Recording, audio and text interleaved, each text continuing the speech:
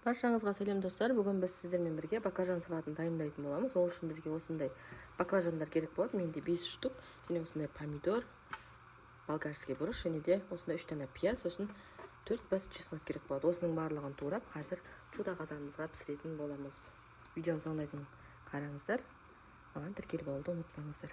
Пиязымызды кубиктап турап алдық, табамызды қыздырдық. Енді пиязымызды қуырып алатын боламыз.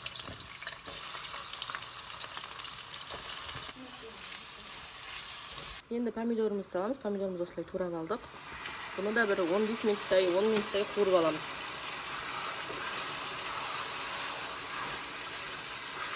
Помидорымызды қуырып алдық. Енді болгарский бұрыштарымызды саламыз. Оны да турап аласыздар. Осылай 4 бұрыш қылып. Енді примерно бір 5 минуттай, 10 минуттай қуырып аласыздар. Енді қазір баклажанымызды саламыз артынан.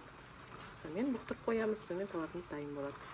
Менің арнама тіркелмеген болсаңыздар, тіркеліп алуды ұмытпаңыздар. Енді чесногымызды салып аламыз. Чесногымызды майдалап кубиктап турайсыздар.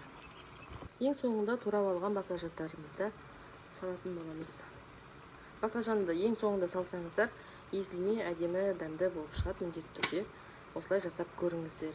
Қазір енді тұз салатын боламыз, сосын қара бұрыш, қызыл бұрышымызды саламыз. Тұзымызды және де осындай майда-майда қара бұрыштарымызды салдық. Мен примерно бір 10-15 штуктай тастадым. Сіздер де солай салсаңыздар болады.